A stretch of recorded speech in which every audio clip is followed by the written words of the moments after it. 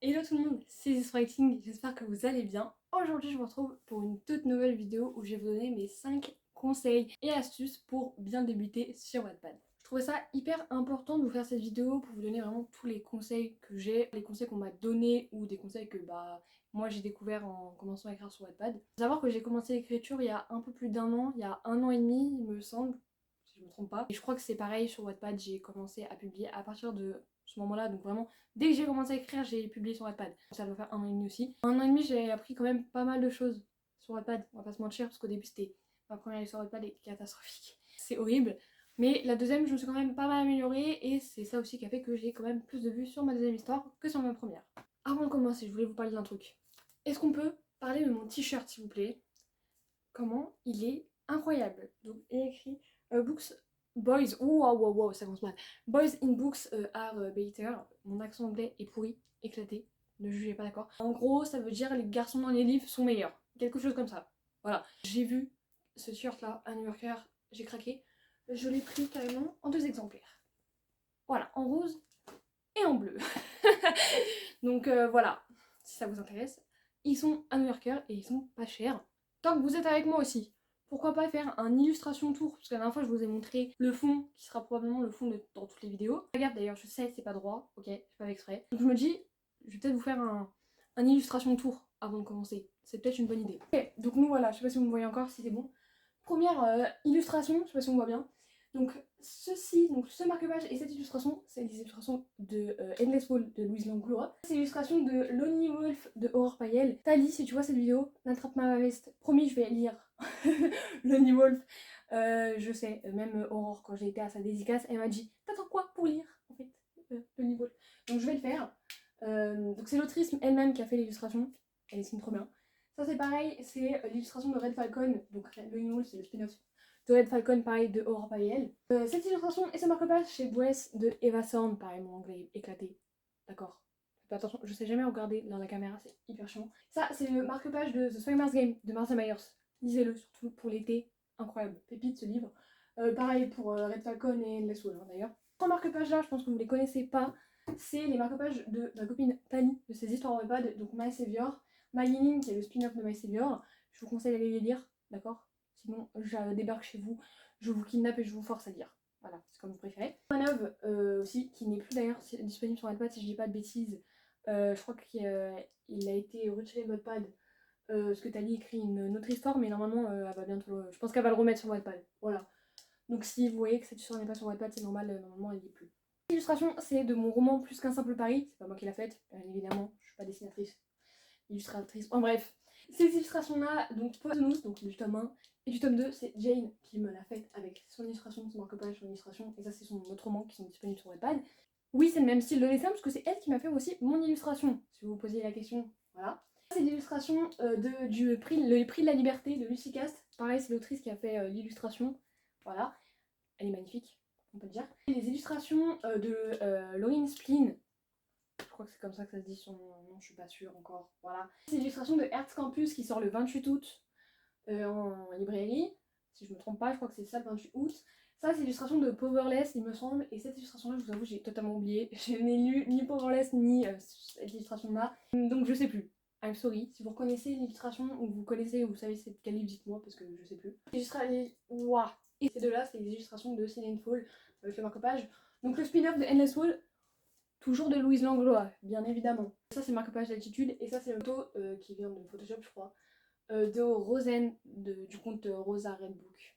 Je l'ai peut-être mal dit son compte. Mais voilà, donc voilà pour l'illustration de tour. Je vais présenter un petit peu le fond de vidéo quand même, parce que je pense que vous allez voir assez souvent quand je fais mes vidéos. Quoique, il y a peut-être moyen que ça change, parce que je suis en train de négocier pour refaire ma chambre et donc enlever ce foutu papier peint rose. Donc peut-être que dans les prochaines vidéos, encore lointain, il n'y a plus de papier peint rose, qu'il y a un mur blanc. Je pense que ça va prendre du temps, voilà, ça va dépendre. Donc voilà, on va enfin pouvoir commencer maintenant.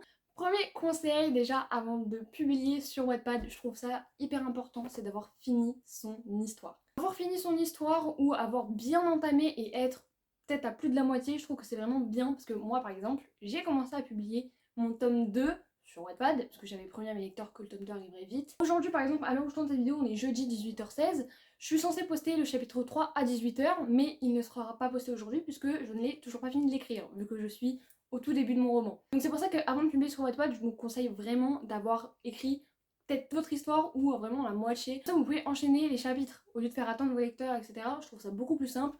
Vous avez fini d'écrire, bah vous avez juste à poster, vous pouvez poster un chapitre par semaine. Je vais revenir dessus tout à l'heure, mais je vous conseille vraiment d'avoir fini ou vraiment bien entamé et être à plus de la moitié de votre livre avant de publier sur Wattpad.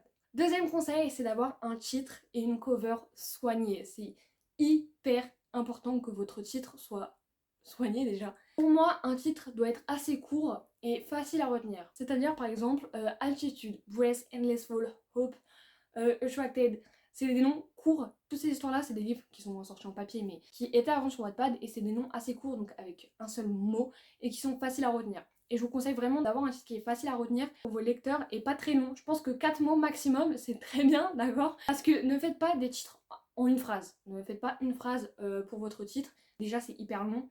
Sur une cover en plus, c'est galère. Et vos lecteurs, je suis désolée de vous dire, mais à mon avis, ils vont galérer à retenir. Ils vont même pas le retenir. Voilà. Alors que si vous utilisez 1, 2, 3 mots, 4 grand maximum, là, je pense que ça va être plus facile à retenir. Pareil, au niveau des covers, c'est hyper important de faire une cover soignée. Par exemple, vous pouvez mettre une image en fond qui va avec votre livre, avec le titre, votre nom, ça peut être soit votre compte Wattpad, soit votre nom d'auteur si vous en avez un, ou votre nom, faites vraiment n'importe quel nom, pour qu'on sache que c'est votre histoire. Quand on voit directement la couverture, on sait de qui ça vient. Soit la couverture, vous pouvez...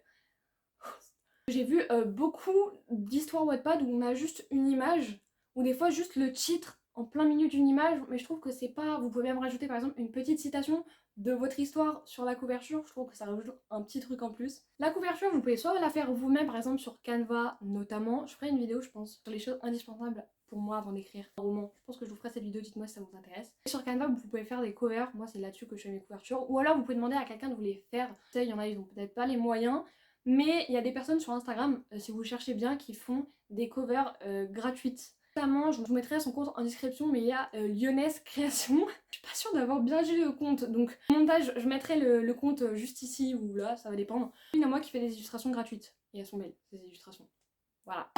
Je le conseille. Et après, je pense que si vous cherchez bien sur Instagram, si vous avez un compte Instagram, vous pouvez chercher et trouver une personne qui fait des covers gratuitement, parce qu'il y a quand même pas mal de monde en fond. Je connais quelqu'un qui fait des couvertures pas gratuites, je sais plus à combien, mais c'est Jane aussi, je vous mettrai son compte. C'est celle qui a fait ses illustrations, par exemple cette cover, c'est elle qui l'a faite, c'est de son roman. Si ça vous intéresse, pareil, j'essaierai de vous mettre tout soit là, soit en description, ça va dépendre. Du coup, voilà, pour moi, c'est vraiment hyper important d'avoir un titre et une cover soignée. La cover, vraiment, vous pouvez la faire vous-même, il n'y a aucun souci là-dessus. Moi, ma cover, je l'ai faite moi-même, je la mettrai là. Je trouve qu'elle est bien, il y a le titre, il y a mon nom, je trouve que ça suffit. Après, vous pouvez rajouter plus de détails qui vont avec votre roman. Moi, j'utilise des photos Pinterest, mais je sais que c'est quand même beaucoup mieux quand c'est quelqu'un qui vous le fait. Ou alors, c'est juste vous que vous pouvez la faire si vous savez bien faire des covers avec des petits éléments du roman, etc. Des trucs où on sait que vous ne l'aurez pas. Parce que si vous prenez, comme moi, des photos Pinterest, bah il y a peu de chance aussi, ça dépend de quelle photo vous prenez, mais certaines personnes peuvent avoir la même couverture que vous. Donc même si c'est pas le même titre, là au niveau de la cover, on peut avoir la même que vous puisque c'est une photo Pinterest. C'est pour ça que je conseille aussi de la faire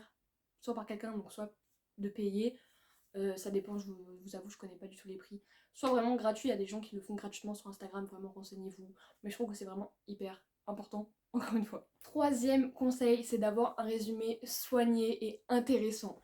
Pourquoi? Mon premier roman, mon résumé faisait je crois 3 lignes, vraiment 3 lignes. Je vous conseille de faire un résumé vraiment intéressant parce que sur une histoire Wattpad, la première chose qu'on va voir déjà c'est la cover et le titre. Et après le résumé, parce que bah, c'est ça qui est hyper important, parce que c'est là que les gens vont le lire et ils vont se dire si oui ou non l'histoire a l'air d'être bien et si ils vont avoir envie de la lire, tout simplement.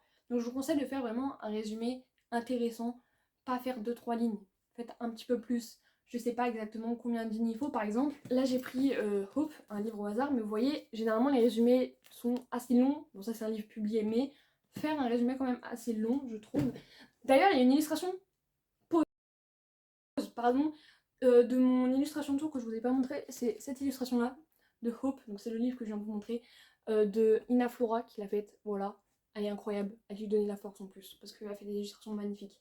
Si vous avez lu le livre, peut-être que vous n'avez pas l'illustration mais que vous l'avez lu, mais regardez-moi ça, voilà. Revenons-en. Donc je disais, c'est hyper important pareil de faire un résumé soigné qui peut donner envie au lecteur de lire votre roman, parce que si vous faites un résumé 2-3 lignes, je pense que les gens ils vont se dire ok, bon déjà ça donne pas du tout envie quand tu vois que c'est que 3 lignes à résumer.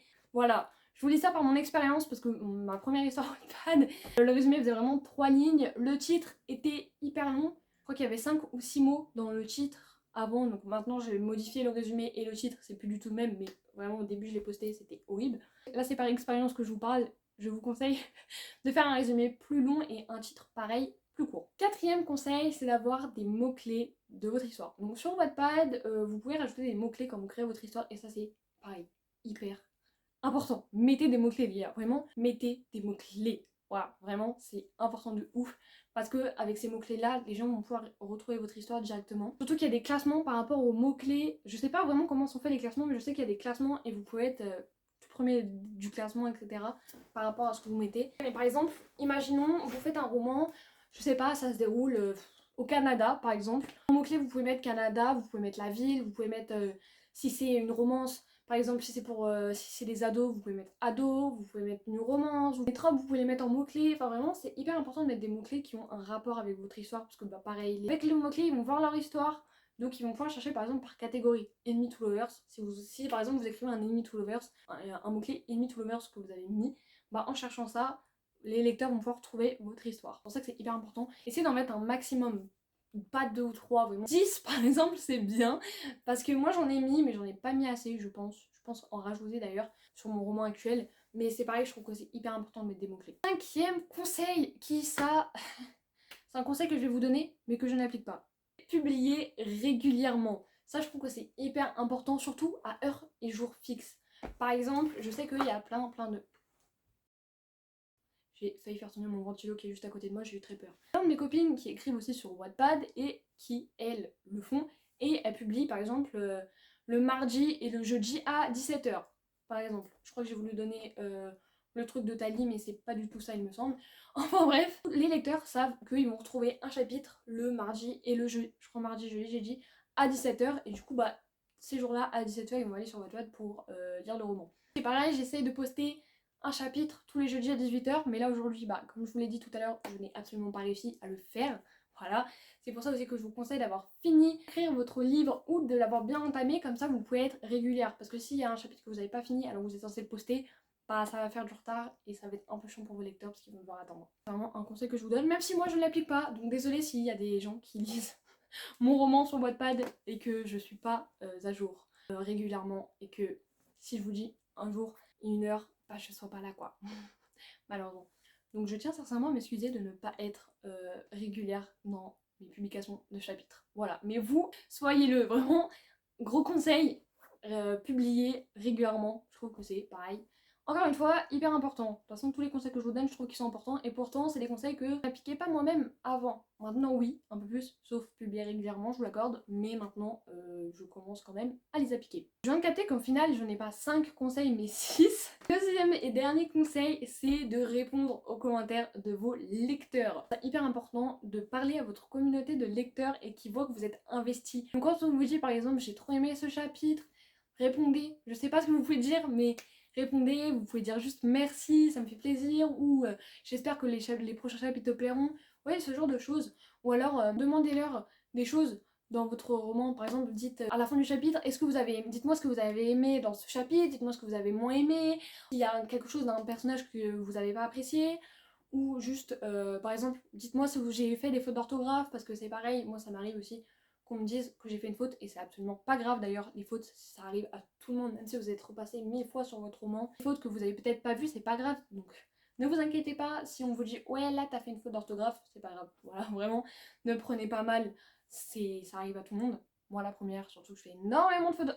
D'ailleurs ça m'étonne parce qu'on me dit pas souvent que je fais des fautes d'orthographe, alors que je pense que j'en fais énormément, même si j'utilise un correcteur sur internet pour corriger mes fautes, j'en fais beaucoup et je trouve que c'est étrange qu'on me le dise pas souvent. Mais c'est pour ça que je trouve ça hyper important parce que du coup vos lecteurs ils sont contents. Moi je sais que quand je suis fan d'une histoire et que l'autrice me répond de l'histoire à mon commentaire, je suis comme une folle, je suis trop contente, je me sens comme une star. Voilà.